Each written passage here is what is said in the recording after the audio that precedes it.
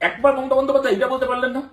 এই যে 6,000 কি 6,500 চিহ্নিত অযোগ্য শিক্ষক শিক্ষাকর্মী রয়েছে, একটা বারের জন্য এটা বলতে পারলেন না আপনি তাদেরকে যে তোমরা কে কাকে টাকা দিয়েছো, আমাকে নামটা বলো।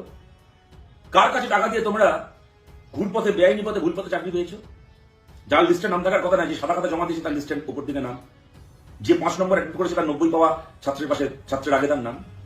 কাকে টাকা দিয়ে, কার সুপারিশে, কোন ঘুরপথে তোমরা এটা করেছো? আমাকে, আমার দলের লোকেদের কি অন্য দলের যদি কেউ থাকে, যদি সেখানে সিপিএম এর কোনো লোক থাকে, অন্য কোনো দলের কেউ থাকে, আমাকে তাদের নামটা বলো। তাদের বিরুদ্ধে আমি রাজ্যের মুখ্যমন্ত্রী বলছি, আমি এবার ব্যবস্থা নিতে চাই। একটা বারের জন্য বললেন না, কেন বললেন না আমরা জানি না। বলা শুরু করলে হয়তো পাড়ার কাউন্সিলর থেকে বাড়তে বাড়তে বাড়তে বাড়তে বাড়তে আপনার ভাইপোর নামটা চলে আসতো, আপনার সামনে দাঁড়িয়ে আপনার দলের চোরের নামগুলোকে বলা হতো এবং আপনি বাধ্য হতেন মাথা নিচু করে ওখান থেকে চলে যেতেন।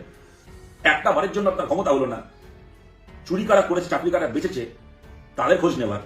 মাঝখান থেকে যে ছেলে মেয়েগুলোর মাথায় এত বড় সংকট ভেঙে পড়েছে, তাদের কোনো সমাধান আপনি করে দিতে পারছেন না, কিন্তু তাদের উপর দিনের পর দিন এরকম ভাবে পশুর মতো অত্যাচার আপনি করছেন মমতা বন্দ্যোপাধ্যায়। পশুর সাথে মানুষ এই ব্যবহার করে না, আপনি কিছু মানুষের সঙ্গে, তাদের কোনো দোষ নেই, আপনার দলের জন্য, আপনার জন্য যারা আজকে প্রতারিত পথে বসেছে তাদের সাথে এরকম আচরণ করছেন।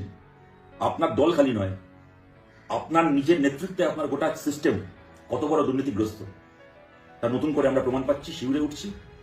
আপনার এই সিস্টেমকে আমরা আগেও ঘেন্না করতাম, এখন আরো বেশি করে ঘেন্না করছি।